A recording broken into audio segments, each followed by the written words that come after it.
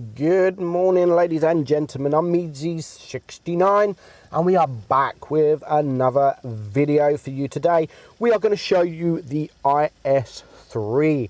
Now, the IS-3 is a tank that was once upon a time a very good tank, very strong tank, but it has really been power crept really bad. I mean, the armor on this thing is just not good at all. The gun is not good, the accuracy is not good, the speed is okay, but it really has been power crept by so many different tanks. I mean, look at all the IS tanks that are now in the game. You have the IS-5, you have the IS-2SH, you have the WZ-111, the -14, -2. You've got so many tanks now. The Object 252U. There is just loads. There is so many tanks in the game that is now better than the IS-3. Armor wise, so the front of this thing is not, it is a pike nose, and really it's not strong. It's not strong at all. Doesn't matter if you angle, if you don't angle, you're not going to get many bounces on the front, only from maybe medium tanks that are lower tier, in tier 7, or just them troll RNG bounces. So if you can go hold down in this thing, nice ammo rack there, if you can go hold down in this thing, it is a very good tank, and it can be a very good tank, and by all means it's not a bad tank, it's a good tank, but it's just been power crept. So there's just so many better tanks out there, better than the IS-3.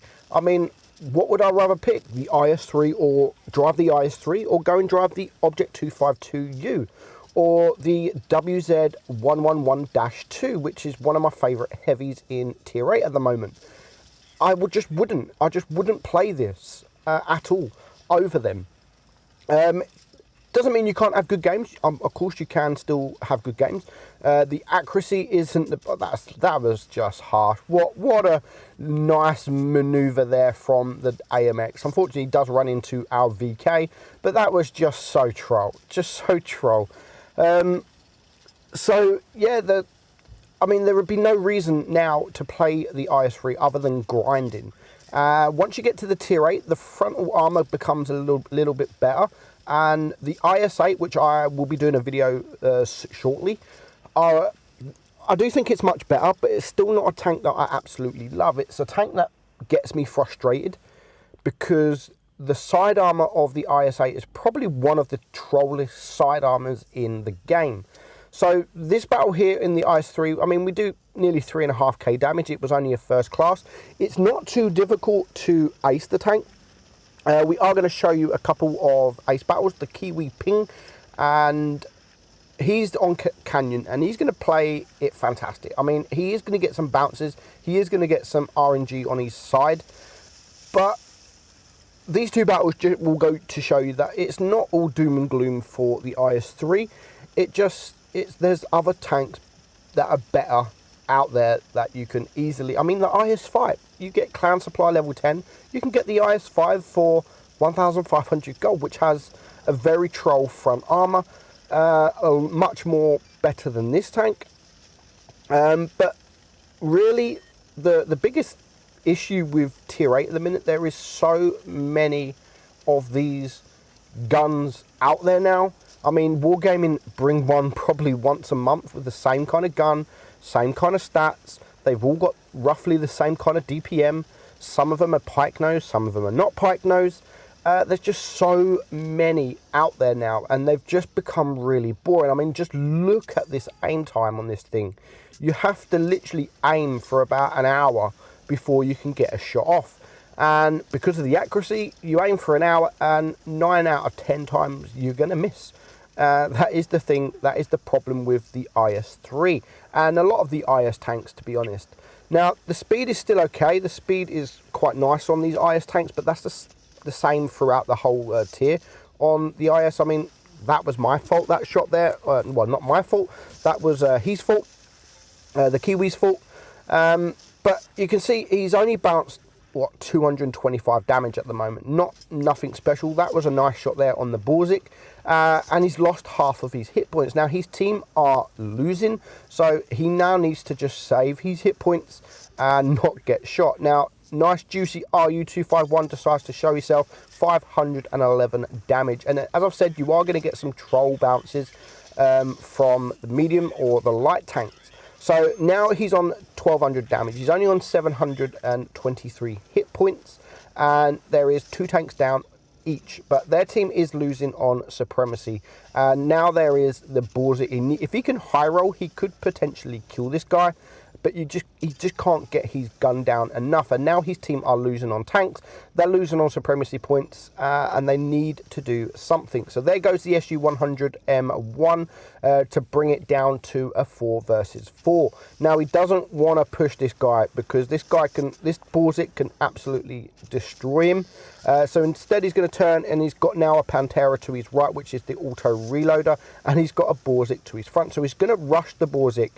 He needs a bounce, and I mean, you're going to get them troll bounces. Nice troll bounce from the T-32 and from the Borzik. It is a 3-on-4, so he needs to do nice things, and that is a nice thing. Lovely high roll, and to finish him off with a ram. And now we can use that tank as protection to his hull. If you can get your hull protected, your turret is very, very strong, and you will get bounces.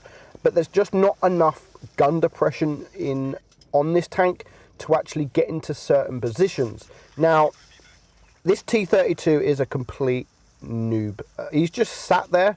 He's just going to sit there almost full HP and just either miss or bounce every one of his shots. He should have just rushed him. I mean, the other tank's the other side of the canyon. He just sat there. He's just sat there and reversing. Like, dude, go towards him. For some reason, he doesn't want to. He just wants to sit there and bounce all of his shots. Now, he does pen. He's resulted to shooting HE.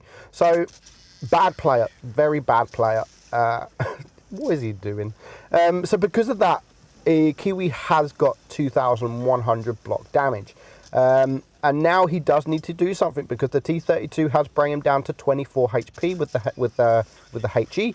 And now, just as he kills the T-32, the AMX AC-48 comes around, and luckily for him, again, he misses his shot, and he's going to use again this Borzik as protection. All this guy's got to do was shoot this IS-3 with HE, and that will be gone. That will be him gone.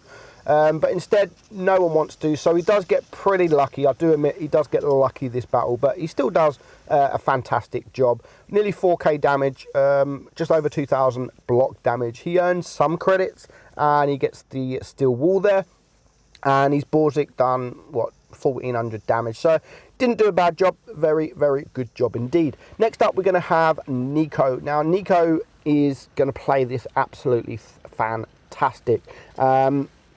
You might have already seen this replay. I think this replay has been around. A few people have got it. Maybe, I think, Meadsyreplays Gamer have got it, and maybe someone else. But I had this recorded, this replay recorded for some time, and I really wanted to do an IS-3 video. Whereas them guys have just put it as a replay. So I wanted to talk about the replay itself and the tank itself. So Nico does a fantastic job. So it is an encounter game, and he's decided to push up this hill. Now, the enemy have 2 mediums and a light tank.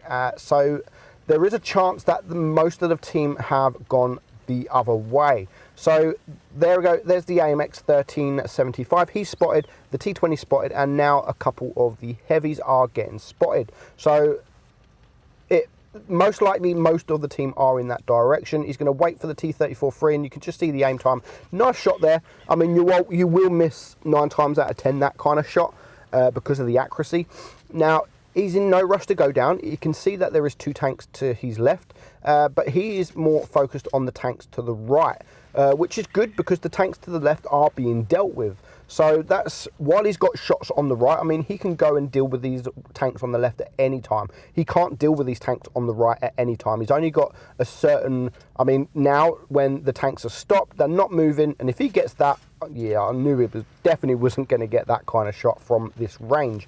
So his team are now 1 tank down. He's still got some shots there. I mean, not now, but he had some shots, and I thought he'd done fantastic there, and not rushing towards these guys. I mean, his team was dealing with these guys. I'm very surprised they haven't been dealt with yet. But instead, now, when he has no shots to the right, he's now gone to take out the Borzik, and he's now going to take out the T-34. So his team are 2 tanks down. The enemy have only got 1 tank down. There we go. There goes the J Panther. So it's now 4 against 6, 4 against 5, and 2 kills for Nico. A couple of tanks on the red team are very low hit points. This AMX is a 1-shot, but at this time, his team are also very, very low hit points. And he's the only one with some hit points. So he's going to go front line, and he's going to try and take a couple of shots for his team. So it's now 3 versus 5. He needs to really take that AMX out. Very nice shot there.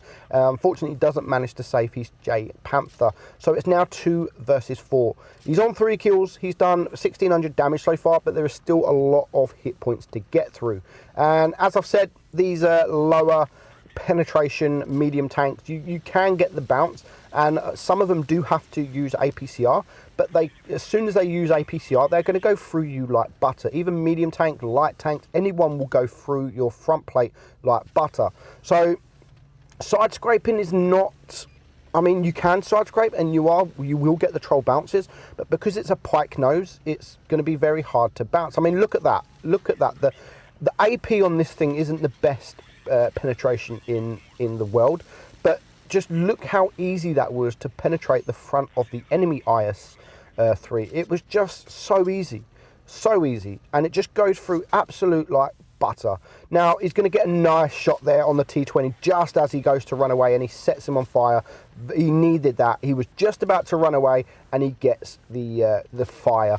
Now he's gone for the ram. I probably wouldn't have rammed, but I mean, just look how easy that is to pen. I probably wouldn't have rammed that IS-3 because he needs to save his hit points, and now with it being a 1 versus 3, he needs as many hit points as he possibly can. So he's going to take out, no, he's going to bounce it. That's what I mean. We will get troll bounces, and he's got 1,475 block damage, but he's now on a 1-shot, and there goes the side armor of a Russian tank. Very, very troll. He does take out the IS-3, but it's now him versus 2 tanks, and he's just getting bounce after bounce because of the spaced armor on these Russian tanks. Just shoot the front plate. It is so much easier than going for the side. I mean, you're going to get more bounces from the side of your tanks in these IS lines than you will the front. But Nico's not giving up. He's not giving up at all. 4,100 damage. He's going to get another shot there, and he is going to kill the T-34-3. Now, that puts him on 4,500 damage, 2,600 block damage, and here comes the Black Prince. Very good DPM, but the penetration on that Black Prince is not the best, and he is getting bounce after bounce after bounce, enough for him to reload, and now he hasn't lost any hit points to this guy. He can poke out and he can get the kill. Very nice play. 5k damage. He gets the Razana and the Kolobanov. So that is the IS-3, guys. Not the greatest tank in the world, but it has been power crept to fuck, and it is a shame. But I hope you enjoy the video. I'm Meadsy69, and I'll catch you soon. Bye bye.